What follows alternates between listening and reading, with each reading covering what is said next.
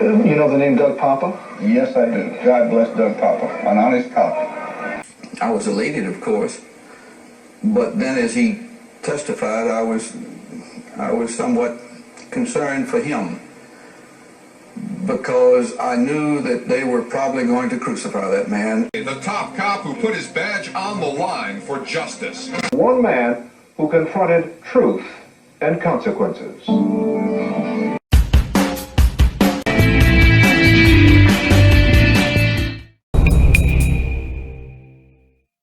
I heard you apologize in the courtroom. Is there anything you want to say to the victims on camera right now?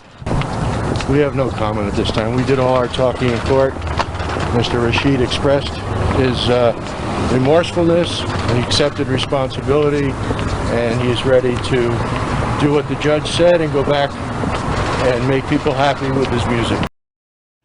Welcome to Truth and Consequences with Doug Poppa, episode 51 for Friday, May 21st, 2021. This is a follow-up to my previous episode. Longtime Las Vegas pimp Jamal Rashid, also known in the hip-hop music industry as Molly Mall, operated a lucrative 12-year continuing criminal enterprise, a sex trafficking operation, from 2002 to 2014, pandering hundreds of women and netting millions of dollars, and according to the acting United States Attorney for the District of Nevada, operated above the law, even after his home and business had been raided by the Las Vegas Metropolitan Police Department in 2010, in which no charges were ever brought against Rashid. Rashid continued operating above the law in Las Vegas, victimizing hundreds of women whose nationwide clients paid up to $10,000 per date for each prostitute working for Rashid. The identity of the clients remained unknown. It was not until the FBI's Public Corruption Squad executed search warrants on Rashid's home and business in 2014 that his sex trafficking enterprise ended, according to the government. And by the way, when the FBI raided Rashid in 2014, they did not inform the Las Vegas Metro Police. What does that tell you? Another red flag that something stunk in Las Vegas with the police and possibly other public officials is that it was the FBI's Public Corruption Unit that executed the search warrants on Rashid in 2014, and who conducted the investigation on Rashid and alleged corrupt cops in the Las Vegas Metro Police. How was it that Rashid operated unscathed for 12 years, right under the nose of Las Vegas Metro Police, vice and criminal intelligence detectives, and continued to grow and operate his illegal enterprise? More on that in a minute. After a 5+ year multi-million-dollar investigation conducted by the FBI Las Vegas Division, in conjunction with the United States Attorney's Office, Rashid pled guilty in October 2019 after he was offered a highly criticized pre-indictment plea deal by then United States Attorney for the District of Nevada, Nicholas Trutanich, of just one count of using an interstate facility to aid unlawful activity, prostitution. The plea agreement did not even require Rashid to register as a sex offender. But for 12 years prior to 2014, Rashid operated a high-end prostitution business that transported victims across the United States using various paid websites to advertise the victims for prostitution purposes from his base of operations in Las Vegas, Nevada, right under the watchful eye and allegedly with the tacit approval of some in the Las Vegas Metro Police. Who Rashid's clients, or Johns as they are called on the street, that paid up to $10,000 for one date with one of Rashid's priority girls are unknown. It is possible that they were celebrities, politicians, law enforcement officials, judges, and other persons of influence whose identities are being protected by the government, according to a source who spoke to me who had knowledge of the investigation. Rashid's nationwide clients aside, who were those clients who are right here in the Las Vegas area? Good question, isn't it? The FBI knows who these clients were because they interviewed the women who were working for Rashid, and they seized all his records and digital data. And still, none of the Johns were charged, even though many of the women crossed state lines to meet with their clients. That's a federal offense. The ramifications of the identity of the Johns being exposed in the Rashid case could have far-reaching implications, and many people are asking if that was the reason why Rashid was given such a great plea deal. On May 13th, Rashid, 45, told U.S. District Court Judge Gloria Navarro that he apologizes to the court, the government, and most importantly, the women involved. Apparently and rightfully so, Rashid's apology had no impact on Judge Navarro. In addition to sentencing Rashid to the maximum sentence under the law, 33 months in federal prison, Judge Navarro also said Rashid will serve 3 years of supervision after his prison term, and Navarro told Rashid that if he ever did something like this again, he will spend the rest of his life in prison. Now, back to what I said earlier. How was it that Jamal Rashid, also known as Molly Mall, was able to run his prostitution business from Las Vegas for 12 years without ever getting arrested by the Las Vegas Metro Police? And troubling as it is, even after they executed search warrants on Rashid's home, business, and some of the apartments of his prostitutes way back in 2010. But Rashid continued on with this criminal enterprise even after those raids. Why was that? Well, according to affidavits, court records, prior published reports, and sources who spoke to me, allegedly Rashid had some Las Vegas Metro police officers on his payroll to protect and shield him from arrest and to target Rashid's rival pimps, his competition. After the FBI raided Rashid's home and business in 2014, and up to the time he was given that sweetheart plea deal by the U.S. Attorney in October 2019, there was talk on the street and on social media that Jamal Rashid, also known as Molly Mall, was possibly working as an informant for the feds. I cannot confirm if that was true or not. However, what we do know is that if Rashid did inform and/or snitch, as they say on the street, on others, no one to date, including alleged corrupt Las Vegas Metro cops, have been indicted and/or arrested, and it seems unlikely to me that they ever will. With that said, there was one person who did go on the record publicly and voice his opinion on Rashid and alleged corrupt Las Vegas Metro cops. That was his former bodyguard and one-time Las Vegas pimp, Ocean Fleming. I say one-time pimp because Fleming was arrested by the Las Vegas Metro Police and was convicted in August 2012 of 23 criminal counts, including first-degree kidnapping, pandering, living off the earnings of a prostitute, and battery. He was sentenced to life imprisonment with the possibility of parole after serving 5 years. But then things started to turn in Fleming's favor while in prison, when his attorney, Janice Marshall, and a private investigator working for her, who was a retired FBI special agent, started to uncover some troubling information about the Las Vegas Metro Police detectives who were involved in Fleming's arrest, and one of the Clark County Deputy District Attorneys who prosecuted Fleming back in 2012. Allegations of corruption surrounded the now-defunct Las Vegas Metro Police Pandering Investigative Team that was formed in 2008 and headed by now-retired Lieutenant Karen Hughes, and whose members included then Vice Detectives Chris Boffman, Albert Bias, William Gethofer, and then Criminal Intelligence Detective Warren Gray. Among the allegations raised by Fleming's attorneys were that Detectives Boffman and Bias were having sex with a prostitute who was the primary witness against Fleming at his trial, and that Clark County Deputy District Attorney Elizabeth Mercer, who prosecuted Fleming's case in 2012, was involved in a romantic/sexual relationship with Detective Boffman, her chief witness in the 2012 case, and whom she later married in 2016. Allegations of coercing and intimidating witnesses by ADA Mercer and Detective Boffman were also raised. Fleming appealed his convictions and was asking for a new trial based on the alleged police corruption and prosecutorial misconduct. I myself wrote several stories about this in 2018 and 2019 that were published by the Baltimore Post-Examiner at the time. The links to those stories are posted in the comments section of this podcast. While Ocean Fleming was incarcerated in Nevada State Prison, he gave a telephonic interview on March 7, 2017, to the late filmmaker Michael Maroy from the Indian Springs Correctional Facility. Fleming called Molly Mall a rat and said that Molly Mall was a confidential informant for then Las Vegas Metro Police Criminal Intelligence Detective Warren Gray, who Fleming said was selling police secrets. And according to Fleming, Gray was the detective who introduced former Vice Detective Christopher Boffman to Molly Mall. Fleming also spoke about former Vice Detective Albert Bias and Boffman's then partner, Vice Detective Kathy Huey. Listen to these excerpts from that interview.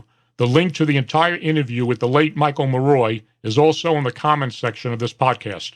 Man, I've been watching those videos on 8 News, Las Vegas 8 News Now, on what's been going on with the Chris Boffman case, man.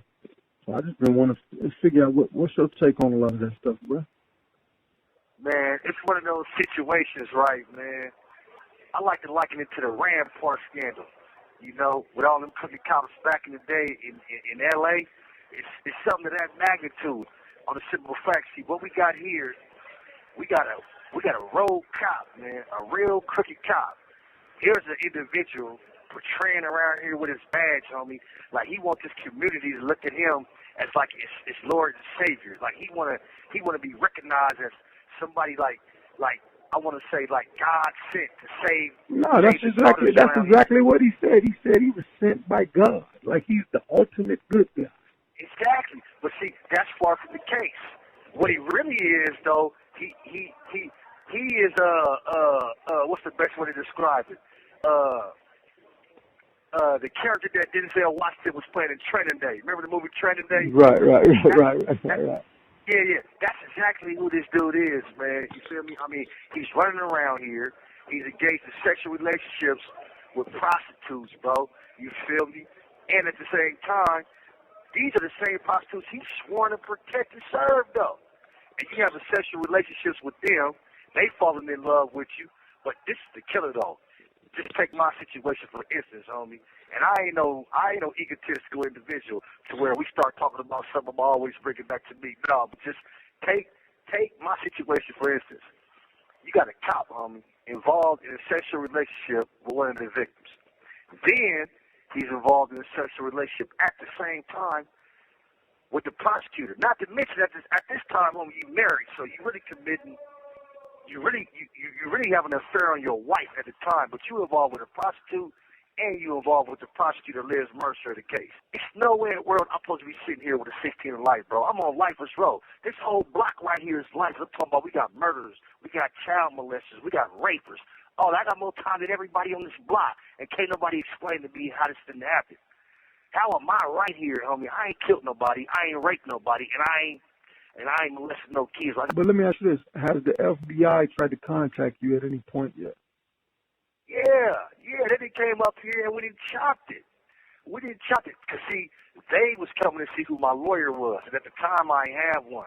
So we chopped it. It wasn't too much they could tell me because I had to get the lawyer first. But, you know, they said they came up. And, see, this is what people need to understand right here, is that everything that they seeing on TV, everything that they seeing on 8 News now with the George Knapp investigation, I'm talking about the one that was aired on 11/10/16, the one that was aired on 11/18/16, the one that was aired on 2/2/17, and the one that was aired on 2/28/17. What they got to understand is this. Everything that the FBI is saying, all this information that's been uncovered about Detective Boffman and Liz Mercer, I was saying this 6 years ago. Because I'm thinking, like, all of this stuff that's going on with you or the stuff that's going on with Sharp, all this took place just with Chris Boffman. He got enough power to pull that off on his own, or are there any other cops involved in it? And see, that's what I'm about to get to right now. And see, this is people got to realize. It's way bigger than Chris Boffman. It's way bigger than, now he the head of the state. And we all know what happened. When you cut the head off, the body gonna fall. But there's still other individuals that's never been mentioned. We got Detective Albert Diaz, who was partner. He was also having sexual relationships with individuals, too. Namely, one, in my case, Jessica Gruder. He's a dirty cop, too. And Let me ask you a question. Let me ask you a question. Hold on, real Go quick. ahead. Not only Detective Albert Diaz, though, but you also got Detective Warren Gray from Organized Crime. Now, this is how it all began, and you got to really listen because it get deep right here, bro.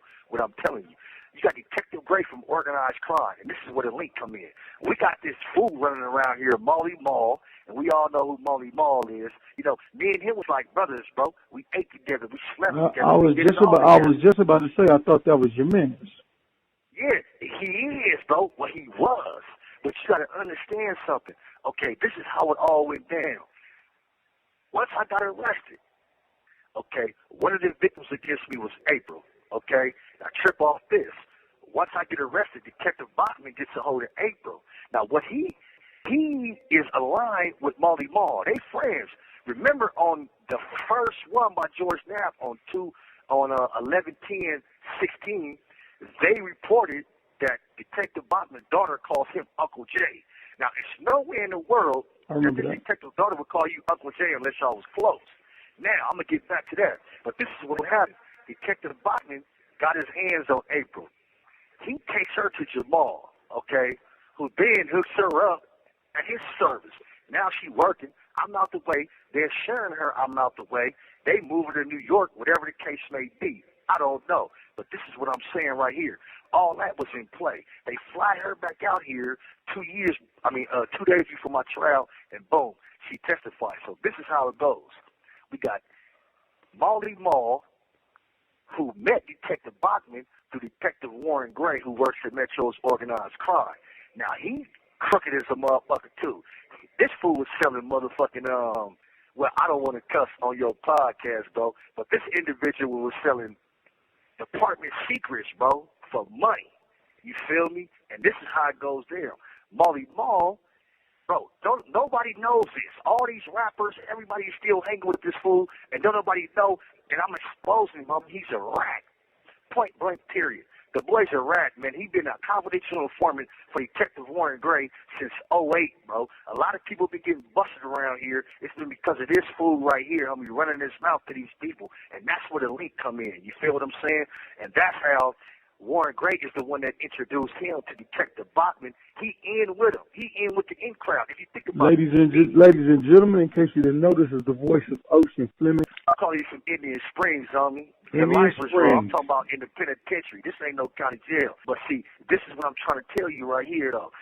He is in with the boy. You know this. I go to jail. Wheelchair Mike go to jail. Everybody's going to jail except him. And why is that, bro? It's only one reason why. And we all know it. And I just told you what it was. He ain't no good.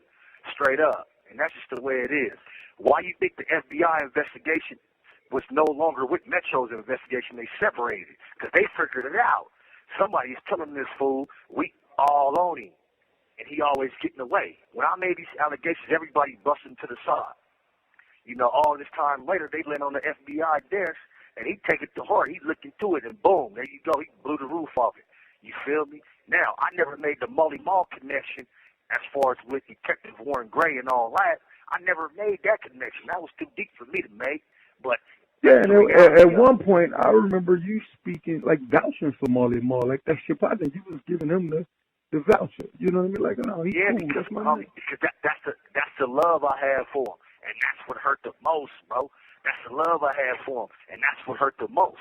It's like I like to liken that situation to me and Brittany's situation, bro. You feel me? That's the Ocean Mama.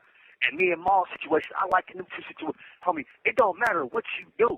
But at the end of the day, homie, all the money can be gone, all the cars, all the jewelry, whatever can be gone. All we got is our loyalty to each other. And once you throw that out the window, I'm telling you, we can never repair that. That's worse than anything, homie. When you turn your back on somebody or you stab them in the back, bro, that's worse than anything that you can ever do. So I'm going to show him as much love as he showed me because we like brothers. But once you cross that line, you working with the police, bro, against me? That's crazy. How you going to do that? Not only that, I don't condone that. I can't condone that. You feel me? You're a confidential informant for Detective Warren Gray, bro. I can't condone that. That's going against everything I believe in. And right now, you have absolute proof that he's a confidential informant. Man, I swear to God, on everything I love, man, it's audio of these fools chopping it. It's pictures of these fools meeting up together, bro. You feel me? Why would you be meeting with a detective? Why would you be chopping it with one if you on the up and up? You feel me? This fool giving me the runaround stories about, I don't know Boffman, and I don't know this fool. I just met him here, or they pulled me over. Molly Mall told you he didn't know Chris Boffman? Yeah, homie, that's what he tried to tell me at first. He told me they just pulled him over and tricked him. No, that don't happen. His daughter don't call you Uncle Jamal if he just pulls you over. You don't know him. It don't happen like that. You feel me? I ain't a fool. You think I made billions because I'm a fool? No, bro, it don't happen like that. You feel me? It'll never happen like that. And that's what I'm telling you. So I know his get down, and he know I know. This is what I do know for a fact. We could take Jessica, April, and Brittany, bro. The individuals that stood up on their stand and raised their right hand against me. And I guarantee you, every one of them will say that Detective Boffman, in one way or another, coerced him into doing that, homie. And Liz Mercer told them what to say. You feel me? As far as whatever they had to say negative about me, they was coached into saying it. I'm willing to bet you they would say that because that's the truth. These individuals ain't right, bro. And you got to understand something. They talking about Liz Mercer on 8 News now, but they failed to mention Noreen DeMonte, who was a second tier. She prosecuted Raymond Sharp too, bro. Right alongside Liz Mercer. She prosecuted me right alongside Liz Mercer. Her name ain't came up yet, and she crooked too. I mean, listen, we got a jury tampering issue. That's solid gold. I mean, they indicted somebody for tampering with my jury, bro. Do you know what that means? That means I sat in front of a biased jury. No, tell me exactly what that means for people that may not know. What does that mean? All right, listen. The jury, somebody was taking pictures of the jury, like walking up to him with a camera, snapping photos. This individual got indicted for numerous charges. But 2 of the charges was influencing the jury and intimidating the jury. You get it? So this is what happened. We got 3 jurors who had tears in their eyes, bro, and was crying. One juror said she was fearing for her life. You feel me? The bailiff at my trial saying that he looked at them and he could tell that they were all frightened. I mean, to get this information as prosecutors, you got a sworn duty. So wait a second. Now that's usually some here from a defendant or a mobster trying to scare the jury. You mean to tell me that the prosecutor was trying to scare the jury like that? No. Another individual that wasn't part of the trial did, and he was indicted for it. But the prosecution got wind of this information from the jury and from the bailiff. You get what I'm trying to say? And who was this individual? Huh? It was somebody. It was somebody that ain't got, you know what I'm saying? But okay. This is what I'm gonna tell you right now. This is what I'm gonna tell you right now, though. When they got this information from these jurors, when they got this information from the bailiff in the trial, saying, "Listen, 3 of these jurors got tears in their eyes. They talking about this scared for their life. I could tell they frightened." They were supposed to bring this to the judge's attention. They supposed to bring this to the defense's attention. Now, at this point, it's supposed to be a mistrial at the most, if that. But I never knew nothing about none of this. They allowed the trial to go on with these jurors, bro, after all 12 sat around and talked about it. All 12 jurors sat around and had an internal discussion about the tampering incident. They allowed this trial to go on in front of biased jurors. I'm talking, it ain't one case in America where a tampering jury has been allowed to sit and give a verdict, bro. You feel what I'm trying to say? And that's essentially what Noreen DeMonte allowed to happen. And ain't nobody mentioned her name yet. And that's how you know. They know that I know too much. And they trying to keep me out the spotlight because they know that I know. So we got not only Liz Mercer and Detective Boffman, we got Albert Biers, we got Detective Warren Gray, we got Noreen DeMonte. And then that's not even the half. The PIT team, which is the Pandering Investigation Team, that was comprised of 3 or 4 investigators from 2008 to 2011, 2012, 2013, whenever they disbanded it, right?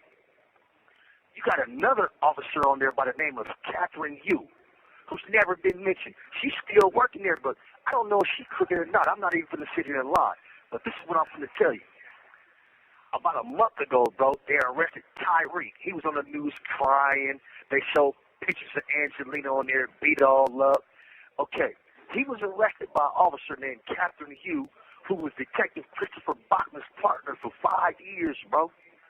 Now, why ain't she being investigated? You don't be two. If 2 of your partners are crooked for this long a time, why do they think she ain't? So all those police officers that you're speaking of, where are they at now? Are they currently on the force still now working? Exactly. Albert Biers, homie, he's under investigation by Internal Affairs right now. You feel me? His job is on the line, bro. They know he crooked. You feel me? Catherine Hughes, she's still running around there on Vice. And them is the main 2. They were Detective Bachman's. They were Detective Bachman's partner. Ocean Fleming was a convicted pimp when he gave that interview in 2017 and spoke about Jamal Rashid, also known in the music world as Molly Mall. Fleming is no longer a convicted pimp. That's what I said. Ocean Fleming is no longer a convicted pimp, and I will get to how that happened in a minute. Some of the vice cops mentioned by Fleming may have sounded familiar to you if you recall my May 2018 interview with then Las Vegas Justice Court Judge Melanie Andrus Tobiasen. Tobiasen said she was providing information to Las Vegas Metro vice cops in 2015 and 2016 about unlicensed clubs that were fronts for prostitution, that Tobiasen claimed was never followed up on by the police. Tobiasen also talked about longtime Las Vegas pimp Shane Valentine, who despite pimping out daughters of cops, judges, and others, has never been charged by the police for any prostitution-related offenses. Tobiasen said Valentine worked for Molly Mall. Tobiasen also claimed that the police were protecting Valentine, who she said was involved in the still unsolved October 2016 double homicide of Sidney Land and Nehemiah Kaufman. To refresh your memory, listen to the following excerpts from my May 2018 interview with Judge Tobiasen. I then called Vice, and I told them, who'd you talk to in Vice? Who are the detectives you're talking to?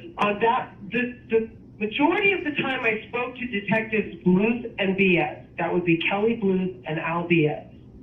Little did I know at this time that they were both subjects of the federal investigation. I had no idea because it hadn't been made public yet. Then I had also talked to Kathy Huey, I had talked to Greg Flores, I had talked to several others, in passing. But those were Biaz and Bluth were the ones I took most of the information to, but I had given information to Flores and had given information to Huey.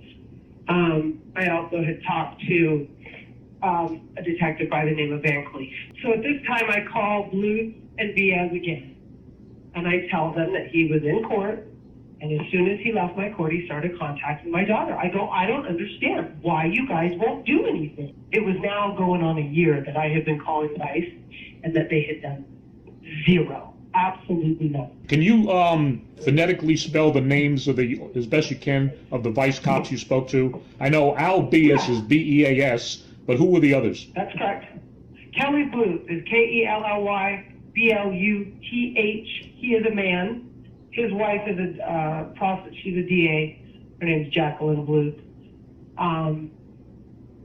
Then there's Kathy Huey. Kathy, I think, is with a C and not a K, and then last name is H-U-I.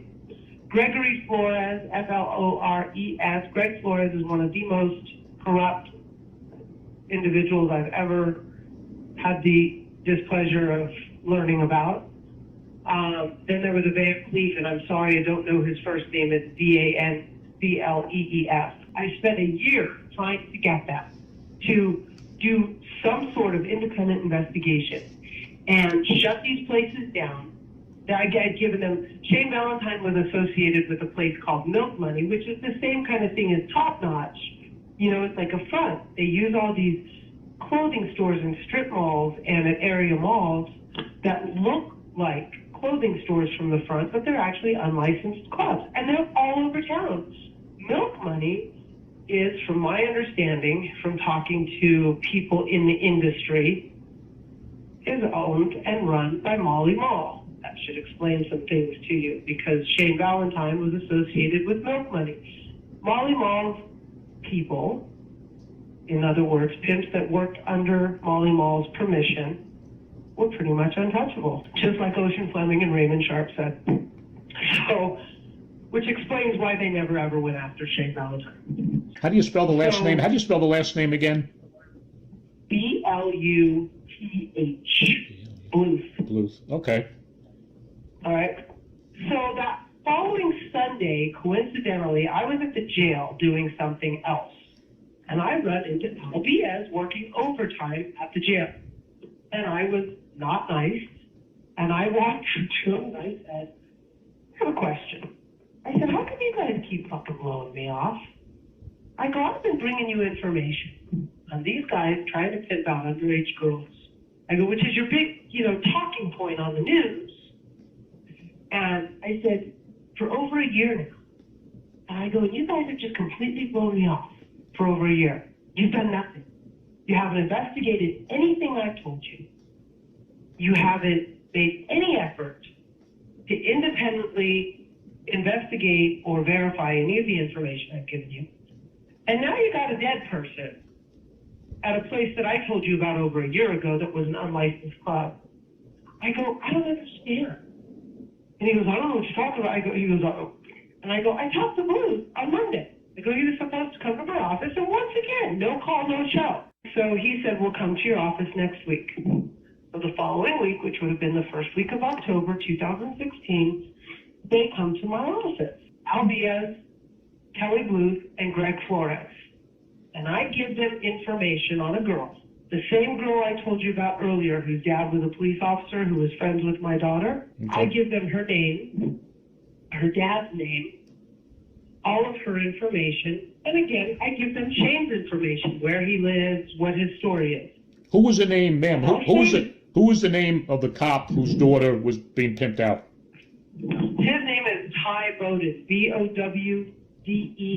Why would a pimp be pimping out daughters of cops and a judge? It seems like the stupidest thing to do in the world. Why was he doing that? No, actually, if you know you're protected, and it's actually not the stupidest thing in the world, it's the smartest thing in the world, because I'm the only one that has ever been willing to come forward. You got Molly Mall paying off these cops to protect his people and his girls and go after the other pimps. Right. Shane Valentine works under Molly Mall, so he's protected. It explains, and if you've got these kinds of kids, their parents aren't going to come forward because their parents are embarrassed. See, my embarrassment comes from the fact that we have a police department and a DA's office who will allow this to happen. They know it's happening. They pretend they don't. And they allow our kids, they allow their own colleagues' kids to get trafficked. And then they go on the news and talk about their, passion for going after these human traffickers when they're sitting back watching it. I actually subsequently learned that there were cops who hung out at Top Notch with the underage girls. Mm-hmm. And why do you think that nobody cares about the crimes he commits? Because they never investigate them, and he never gets arrested for them, unless, of course, they're on videotape and they can't. I mean, they had opportunities over and over and over. I mean, he didn't even get charged in the case with the other judge's daughter, where he was there and he was directing her beating. And why do you think it is? Why do you think he's protected? Because he works for Molly Mall. He's protected. They've been paid to protect him. Okay, the cops. Yes. By Molly Mall. I mean, you're never gonna get them to say that, but he works for Molly Mall. He is associated with Molly Mall. They ignored me for a year and a half, and it resulted in 3 murders. As I said earlier, while Ocean Fleming was in prison, things started to take a turn in his favor, and a turn for the worse for the Las Vegas Metro Police and the Clark County, Nevada District Attorney's Office, who prosecuted Fleming back in 2012. Former Detective Chris Boffman, who became a celebrity of sorts while assigned to the Vice Squad, and who penned 2 books about his exploits while still employed, defined himself as God's gift to vice enforcement. But Chris Boffman went from hero to dirtbag zero real fast. Boffman liked to brag about his exploits on his Twitter account and other social media while on the Vice Squad, which was irresponsible and dangerous in my opinion. Here are just a few examples. March 16, 2012. My partners are badass. Good job, Kathy and Al. October 3rd, 2012. Another conviction, 23 felonies. The trafficker asked for compassion, but I'm the wrong man to ask for mercy. For him, November 1st is Judgment Day. November 15, 2012. Ocean Fleming warned other Vegas pimps to be careful. He says I'm not playing fair. He's right. Boffman resigned from the Las Vegas Metro Police in 2013 to appear in the short-lived television series Slave Hunters. When the show ended, Boffman wanted his police job back, but was rejected by the Metro Police. According to sources who spoke to me, Boffman admitted that he had slept with prostitutes, and according to what I have been told, the police had much more information on Boffman by that time, and they knew that he was a corrupt cop. That was the end of Boffman's police career. He was seen around town working as a driver for a now-closed stripper club. Vice Detective Albert Bias, according to sources, admitted to sleeping with prostitutes during an internal affairs investigation, was given the highest disciplinary suspension action short of being terminated, and was reassigned to the patrol division. So much for his integrity. Former criminal intelligence detective Warren Gray transferred out and was reassigned as a resident officer in one of the outlying areas of Clark County. Former Vice Lieutenant Karen Hughes, who formed and headed the now-defunct Pandering Investigative Team, retired. Former Vice Sergeant John Hayes, whose sources told me was nicknamed Black Sarge by the prostitutes on the Las Vegas Strip, and whom allegations were made against that he accepted payoff money from Molly Mall along with Christopher Boffman, also retired. None of the police personnel mentioned in this podcast were ever charged with any criminality. With that said, how did Ocean Fleming, a convicted pimp with 23 counts hanging over his head, end up with not being a convicted pimp any longer? As I said at the start of this episode, it had everything to do with what Fleming's attorneys and their private investigator uncovered, and in no small part to Clark County Sheriff Joe Lombardo, who runs the Las Vegas Metro Police, and Clark County District Attorney Steve Wolfson, who wanted this entire sordid affair to go away, to protect themselves and their organizations from further scrutiny, which makes both Lombardo and Wolfson corrupt, in my opinion. On November 13, 2017, Don Ramos signed a sworn affidavit under penalty of perjury. From 2005 to 2016, I worked as a driver and bodyguard for Jamal Rashid, a.k.a. Molly Mall. Starting in 2010, I would drive Molly Mall to meet with several Las Vegas Metropolitan Police officers. Molly Mall told me that he was going to see a cop on these occasions. Molly Mall would meet with the LVMPD officers at different locations, including but not limited to one of the police officers' home, the Tryst nightclub, and parking lots.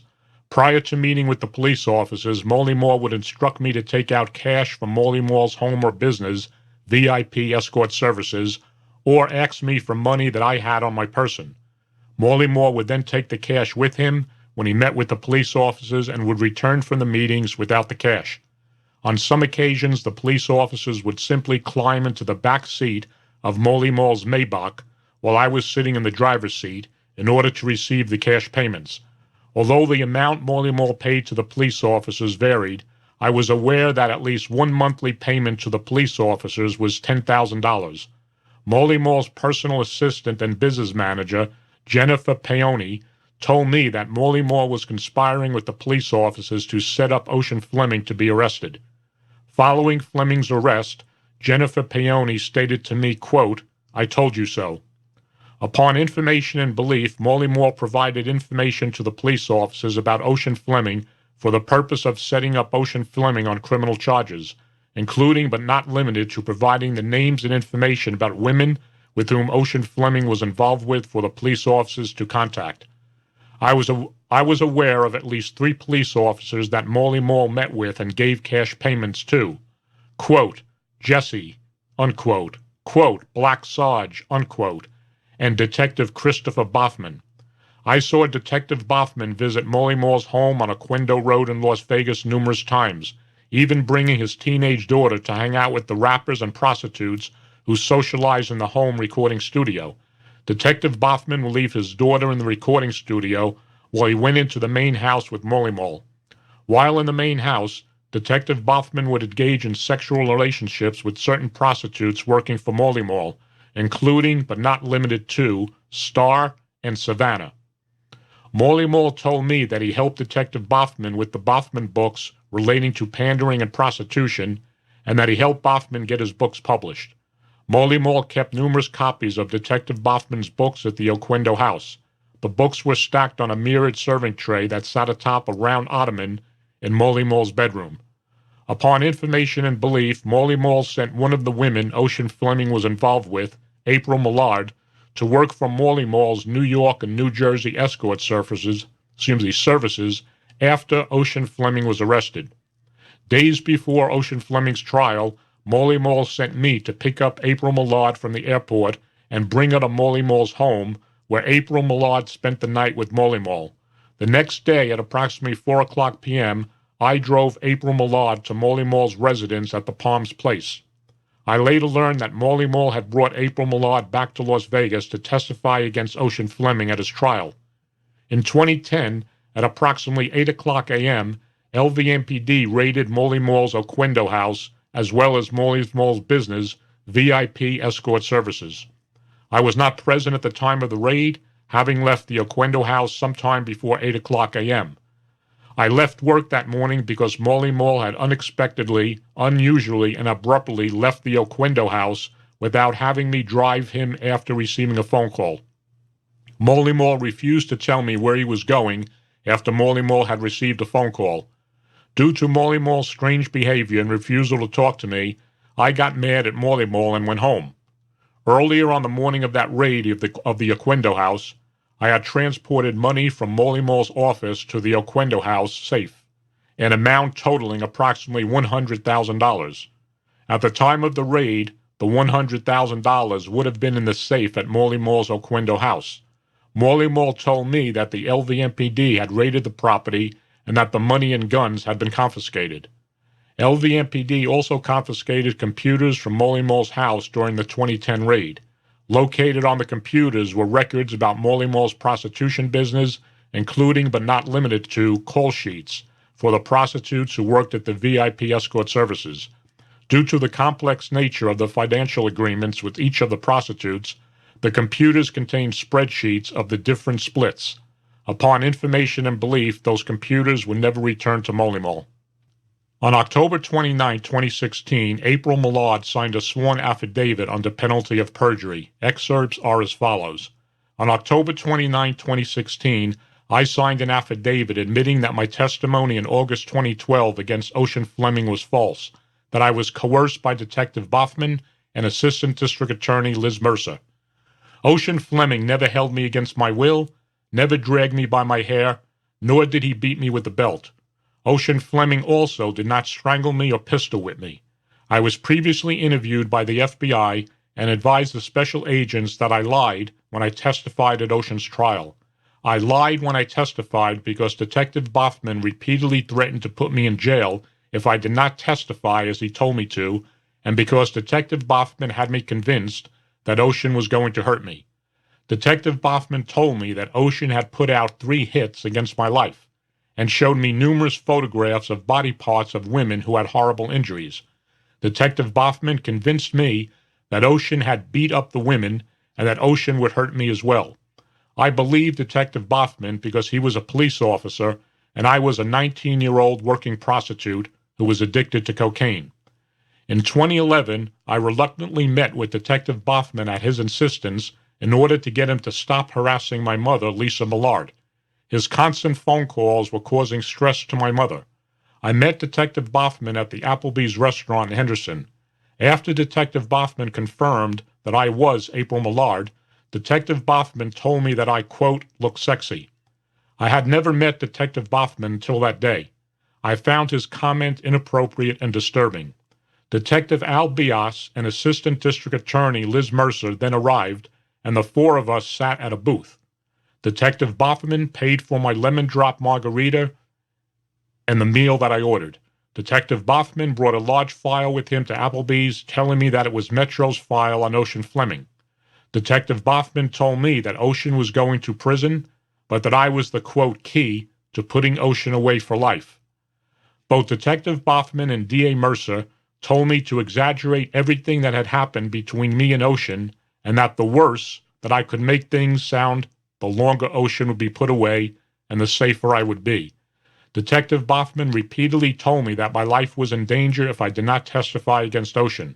Detective Boffman told me to say that Ocean had pistol whipped me. Ocean Fleming never pistol whipped me. I never told Detective Boffman that Ocean pistol whipped me. Detective Boffman also told me to say that Ocean had beat me with the belt and belt buckle, causing welts on my back. I never had welts on my back from Ocean Fleming beating me with the belt buckle. Detective Boffman and Assistant District Attorney Mercer also told me that if I said that Ocean strangled me, that they could put him away for a long time. Ocean never strangled me. I never told Detective Boffman or Assistant District Attorney Mercer that Ocean strangled me. Detective Boffman neither recorded my statement nor had me fill out a written statement when we met at Applebee's or even the next time we met. From the first day I met Detective Boffman and continuing to after Ocean's conviction, Detective Boffman knew that I continued to work as a prostitute. In fact, Detective Boffman told me to let me know when I was working at any casino properties, and he would give me the heads up on which property Metro's Vice Unit was operating a prostitution sting operation, so I could avoid being arrested again for prostitution. In 2011, I started working and having a romantic sexual relationship with Jamal Rashid, also known as Molly Mall. Jamal owned a nationwide escort service. Following Ocean's arrest, Jamal Rashid arranged for me to relocate to New York and later to New Jersey, providing me with an expensive car to drive and a condominium to live in. Ocean would take a percentage of the money I earned from prostituting for his escort service to pay for the car and condo. Jamal Rashid had me return to Las Vegas from New Jersey in August 2012 in order to testify against Ocean Fleming. Jamal and his driver/bodyguard, Don Ramos, picked me up in Jamal's white Maybach at the airport and drove me to Jamal's house on Oquendo, where I stayed the night with Jamal. Jamal kept numerous copies of Detective Boffman's books in his bedroom. The night I stayed there before testifying, Jamal brought the books and said that he had helped Detective Boffman with his books. Jamal told me to say and do whatever Detective Boffman told me. On October 19, 2017, Jessica Gruder signed a sworn affidavit under the penalty of perjury as follows. I was a primary witness in the prosecution of Ocean Fleming. Prior and after meeting Ocean Fleming, I worked as a prostitute for several escort services in Las Vegas. In 2011, I met with two Metro detectives, Christopher Boffman and Albert Bias. The detectives arranged for me to meet with them for the first time in their car at the parking lot of an elementary school. At this first meeting, the detectives did not tape record or otherwise document our discussion. Detective Boffman brought with him to this first meeting a very large file with him that he told me was evidence he had against Ocean Fleming, my boyfriend, and Pimp. Detective Boffman pulled photographs from the file of women who had extensive physical injuries. Detective Boffman told me that Ocean Fleming had hurt all of the women in the photographs and that Ocean would hurt me too. Given that these were police officers who were telling me that Ocean Fleming had hurt these women, and given the photographs of what were significant injuries to the women, I believed Detective Boffman and Bias and became afraid of Ocean Fleming and agreed to provide information to the detectives. The detectives asked me to return home to the house on Tall Rough that I shared with my roommate, nanny, and friend, Sarah Davy. Ocean Fleming had helped me rent the Tall Rough house. The detectives knew that Ocean did not live in the house with me, that only Sarah, me, and my daughter lived in the house. During the months that I rented the Tall Rough house, Ocean only stayed overnight with me a couple of times. During the time I knew Ocean, I knew he lived at his mother's house. I told Detective Boffman and Bias that Ocean did not live with me and Sarah Davy in the Rough house. In the Tall Rough house. The detectives also asked me to resume my relationship with Ocean Fleming and pretend like I did not know about what they told me about Ocean hurting the women in the photographs. The detectives wanted me to resume my relationship with Ocean so that I could provide information to them about Ocean. At the time I met Detectives Boffman and Bias, the detectives both knew that I was working as a prostitute. In exchange for helping the detectives to prosecute Ocean Fleming, Detective Boffman and Bias offered and, on many occasions, did tell me which casino properties to avoid prostituting at because other police officers would be conducting prostitution sweeps. The detectives also knew that I was taking methamphetamine during this time period, 2011 and continuing through 2012. From 2011 to 2012, prior to me testifying against Ocean Fleming at trial, I became sexually involved with Detective Al Bias after he expressed interest in me. I was not romantically nor sexually interested in Detective Bias, but treated him as one of my paying customers. Detective Bias gave me $400 in cash at one point and paid for a rental car for me while we were sexually involved. On two separate occasions, Ocean Fleming and I got into physical fights. I advised the detectives of these fights. Due to the fact I was taking drugs daily from 2011 and 2012, I did not recall the specific details of the fights. When I testified against Ocean Fleming, the two fights were merged into one event. Prior to testifying, I met with the detectives and Assistant District Attorney Liz Mercer to prepare my testimony for trial. I never told the detectives, nor the prosecuting DA, Liz Mercer, that Ocean Fleming put his hands around my throat to strangle me. Assistant District Attorney Mercer told me that Ocean would have had to have his hands around my throat when he dragged me out of Sarah Davies' bedroom. District Attorney Mercer told me that if I testified that Ocean had put his hands around my throat, strangling me, that she could put him away for a longer time, and I would not have to worry about Ocean ever getting out of prison and to hurt me. I testified at trial that Ocean strangled me during the fight. At the time I testified, I had no recollection of Ocean ever strangling me. After Ocean was arrested in 2011, but prior to me testifying against him in 2012, Detectives Boffman and Bias told me that they had information that while Ocean was in the Clark County Detention Center awaiting trial, that he had a hit out against me to kill me. The detective showed me a handwritten piece of paper with my name and my social security number on it as proof of the hit that Ocean had taken out against me. I believed the detectives when they told me that they knew Ocean was trying to kill me to prevent me from testifying against him. The detectives and DA Mercer told me that I had to testify against Ocean in order to keep myself and my daughter safe. On October 19, 2017, Sarah Davies signed the following sworn affidavit under penalty of perjury. I was the roommate, nanny, and best friend of Jessica Gruder at the time that Ocean Fleming was arrested. Earlier this year, 2017, I was questioned by Metro as well as the FBI with respect to the investigation into the improper conduct of Detectives Bias and Boffman, including the sexual relationship between Detective Bias and Jessica Gruder prior to Ocean Fleming's trial and conviction. I submitted to a lie detector test requested by Metro regarding the officers and these events relating to Ocean Fleming's arrest and conviction. I was the only other person present at the time of the physical altercation between Jessica Gruder and Ocean Fleming as it happened in my bedroom and directly in front of me at the tall rough house in which Jessica and I lived at the time. No Metro officer nor any representative of the District Attorney's Office ever contacted me regarding the events giving rise to the Ocean Fleming prosecution prior to Ocean's arrest or conviction. If Metro or the DA's office had interviewed me, I would have told them that at no time during the physical altercation did Ocean Fleming put his hands around Jessica Gruder's throat to strangle her. I would have also told Metro and the District Attorney's Office that Jessica Gruder was heavily addicted to methamphetamine at the time of the events and when she testified, and that her use of drugs significantly affected her memory and recollection of events. Jessica Gruder told me that Detectives Boffman and Bias and the DA told her what to testify to in order to ensure that Ocean was put away for as long as possible. The detectives and the DA told her that if Jessica testified that Ocean put his hands around her throat and was strangling her, that they could put him away for more time.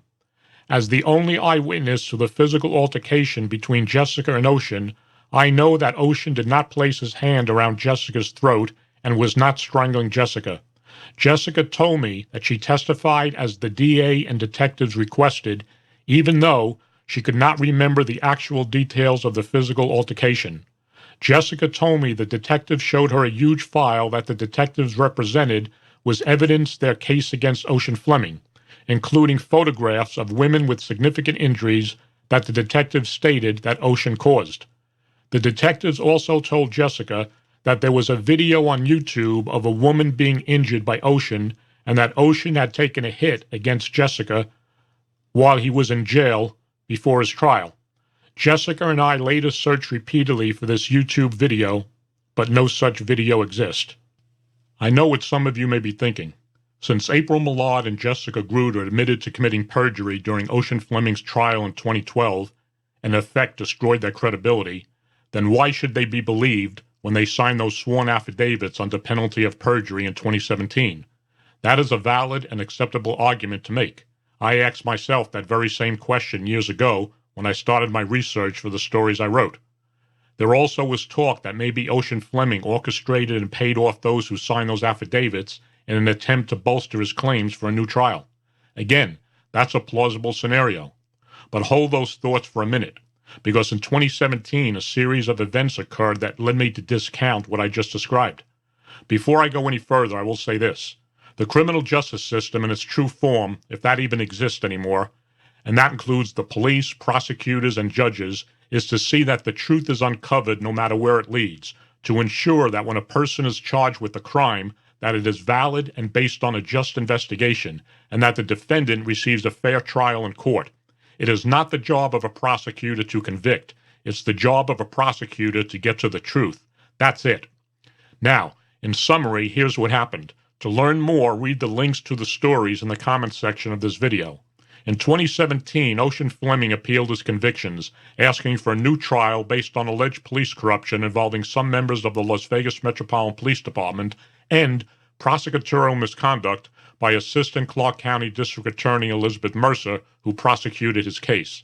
Because of the conflict of interest with the Clark County District Attorney's Office relating to the accusations that Assistant District Attorney Elizabeth Mercer had been romantically involved with former Detective Chris Boffman, her chief witness during the Ocean Fleming trial, and whom she is currently married to, and the allegations that Elizabeth Mercer coerced witnesses in the Fleming trial, a special prosecutor was appointed by the court to handle Fleming's appeal for the state. Interestingly enough, the Las Vegas attorney who was appointed as the special state prosecutor was Adam Gill. Gill had close ties to some in the Clark County District Attorney's Office and, who, believe it or not, was once defense attorney for longtime Las Vegas pimp Shane Valentine. You would have to ask the question, with all of the attorneys in Las Vegas, why was Gill appointed to be special prosecutor? It gets even better. In April of 2017, Clark County Sheriff Joe Lombardo, who runs the Las Vegas Metropolitan Police Department, told the media that he was cooperating with an FBI corruption probe of some current and former members of the department. That statement, though, seemed odd when juxtaposed with the fact that in 2017, the Las Vegas Metro Police hired a private law firm to prevent the testimony of other detectives in court. When Fleming's attorney started to file motions to get Fleming's conviction overturned based on the information they obtained from their investigation, they were blocked and hit time and again with opposition and motions to squash from not only the state special prosecutor, Adam Gill, but also from Las Vegas Metropolitan Police Department's attorneys as well. Fleming's attorney, Janice Marshall, wanted to get testimony in court from both current and former police personnel. During the appeal, attorneys for Fleming wanted the internal files of Detective Christopher Boffman and Lieutenant Karen Hughes, both of whom no longer worked for the Las Vegas Metro Police at the time, and the files on criminal intelligence detective Warren Gray and Vice Detective Al Bias, who both had been transferred to patrol by that time. The Las Vegas Metro Police attorneys fought to not have any officers testify in district court, even those who were no longer employed by the department. Las Vegas Metro Police attorney Jacqueline Nichols even admitted in court in October 2017 that former Detective Boffman's testimony in court would implicate other officers. So now you see a clear picture of what was going on. Why would Sheriff Joe Lombardo not want to uncover other corrupt Las Vegas Metro Police officers in his department? But not only Sheriff Lombardo, why wouldn't the District Attorney for Clark County, Nevada, Steve Wolfson, not want corrupt cops to be exposed in court? Because Wolfson, just like Lombardo, wanted all this to go away. Lombardo, because other cops may be exposed, and Wolfson didn't want any further scrutiny or even a larger scandal of his office or his Chief Deputy District Attorney Elizabeth Mercer. Both Lombardo and Wolfson spent public money to ensure that an even larger scandal would be exposed. That alone makes them both corrupt. After fighting tooth and nail, Fleming's attorney did manage to get former Detective Boffman on the stand in 2017. The lead detective in the case that sent Ocean Fleming away for life took the coward's way out. Boffman refused to answer any questions related to the Fleming case. He invoked his Fifth Amendment right to self-incrimination multiple times when asked about his former corrupt partner, Detective Al Bias, whether he took payoff money and bribes from Jamal Rashid, a.k.a. Molly Mall, to set up Fleming, and if he was present when Chief Deputy District Attorney coached witnesses into giving false testimony against defendants in other cases Boffman was involved with Elizabeth Mercer. On Sunday night, May 13, 2018, the evening before Fleming's attorney, former Judge Janice Marshall's scheduled evidentiary hearing when she was going to start questioning witnesses under oath, that included police officers, prostitutes, and a prosecutor, miraculously, a plea deal was offered by then Special State Prosecutor Adam Gill.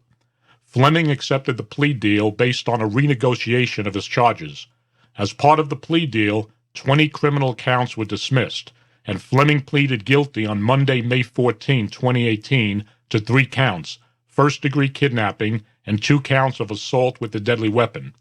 In 2012, at Fleming's sentencing, Assistant District Attorney Elizabeth Mercer told the court that Fleming was a serious danger to the community and that he should be incarcerated for life. Now, in 2018, after police corruption and prosecutorial misconduct had been exposed, Fleming was not so much a threat to the community anymore, because the state dropped 20 counts against Fleming that included the charges of pandering and living off the earnings of a prostitute. Fleming was no longer a convicted pimp. All the charges that stemmed from the corrupt vice detective, the defunct Pandering Investigative Team, were gone. And to note here, it wasn't only Fleming's pandering convictions. Other pimps who were convicted based on investigations conducted by Boffman and his corrupt partners, they too received some good deals. When Fleming accepted the plea deal, that put an end to the evidentiary hearing that would have started on May 14, 2018, and halted any testimony concerning police corruption and prosecutorial misconduct. Those who were subpoenaed by Janice Marshall, had that evidentiary hearing gone forward, included the following current, former, and retired Las Vegas Metro cops, according to court records: Lieutenant Karen Hughes, Albert Bias, Warren Gray, Sergeant John Hayes, Sergeant Victor Vigna, Gregory Flores, Kathy Huey, Jeff Gentry, along with Chief Deputy District Attorney Elizabeth Mercer, and then Las Vegas Justice Court Judge Melanie Andrus Tobiasen. We can only imagine what their testimony might have been. Maybe some would have invoked their Fifth Amendment right to self-incrimination. Who knows? By offering Fleming that great plea deal, the Clark County District Attorney's Office, in effect, swept any other mention of police and prosecutorial misconduct under the rug. Job well done, Sheriff Joe Lombardo and District Attorney Steve Wilson. I was told in 2018 that Adam Gill, the special state prosecutor who was supposed to be independent of the District Attorney's Office, made the comment that he would have to have a meeting with District Attorney Steve Wilson and Deputy District Attorney Robert Daskus before he could enter into any plea negotiations with Fleming and his counsel. So, then what was the purpose of having an independent special prosecutor? None that I can see. As far as the sweetheart deal that Jamal Rashid, a.k.a. Molly Mall, got from the government for operating a 12-year continuing criminal enterprise, a nationwide sex trafficking operation that netted him millions of dollars, and which resulted in no criminal charges against any Las Vegas Metro police officers, both the FBI Las Vegas Division and the United States Attorney's Office, you both also can take a bow for a job well done. The phone records of Christopher Boffman and Molly Mall that Janice Marshall got through subpoena, and which established extensive and excessive communications between Molly Mall and then-Detective Christopher Boffman, both before and during Ocean Fleming's trial, and which abruptly ended the day after Ocean Fleming was sentenced in 2012, that, I guess, had no investigative merit to the FBI. Ocean Fleming was released from Nevada State Prison in January of 2020, like I said, no longer a convicted pimp. As for embattled Chief Deputy District Attorney Elizabeth Mercer, she had more problems. In 2019, the Nevada Supreme Court ruled that Mercer committed prosecutorial misconduct in 2 cases unrelated to the Fleming case.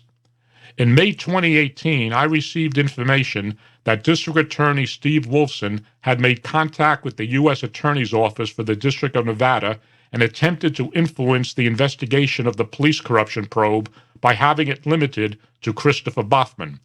On May 18, 2018, I contacted the Press Information Office at the U.S. Attorney's Office and inquired, quote, "Has Clark County District Attorney Steve Wilson at any time attempted to influence, dissuade, or limit the scope of the federal corruption probe into the LVMPD by contacting your office?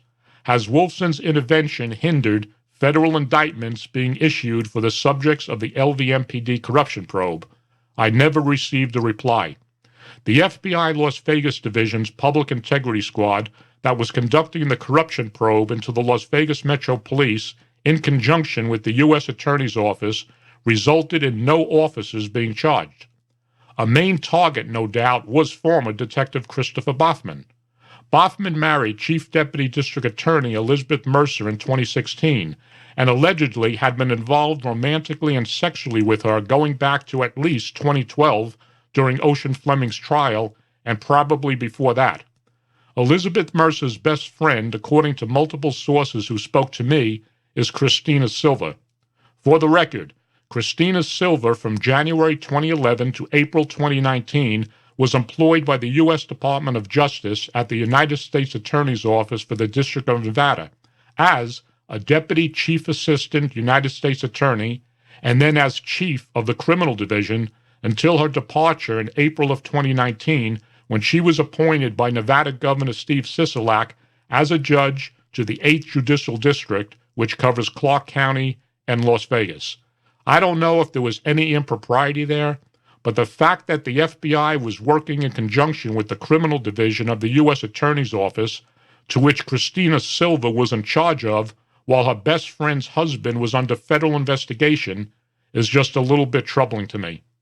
The appearance of impropriety is sometimes worse than impropriety itself. If the path in life you choose is to be a criminal, then be the best criminal you can be.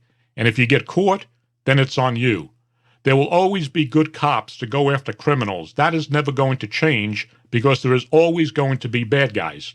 If bad guys walk because of police and prosecutorial corruption and misconduct, then so be it. We have the Constitution and the rule of law in this country. So, if your path in life is to wear a badge, then do it honorably, and don't disgrace and corrupt yourself and tarnish the badge and what it stands for. Because when you do that, you are worse than what sticks to the bottom of your shoes when you step into dog crap. We still have the now 4.5-year unsolved 2016 double murders of Sidney Land and Nehemiah Kaufman. That case is surrounded by allegations of misconduct, negligence, incompetence, and corruption. I close out this episode with the words of former Las Vegas Justice Court Judge Melanie Andrus Tobiasen. Thanks for listening. Listen, Boffman's gone from the department. Karen Hughes is gone from the department, albeit as should be. But there's still, Metro was able to call it, I don't care why, it doesn't matter why. Metro finds out that a judge is giving information to the FBI and is able to call the FBI and tell their agent not to get information from the judge anymore about the prostitution activities that she reported to Vice that were ignored and resulted in 3 murders. It doesn't matter why. The fact it happened is the story. Okay. Who cares what their motivation is? It's disgusting. Why would they not want me to give information to the FBI about this? Because it makes them look really fucking bad. And they know that the fact that they outed me got 2 people killed. They weren't the 2 people they were trying to get killed, me and my daughter, but it got 2 people killed. I'll tell you, Joe does not want this story out there.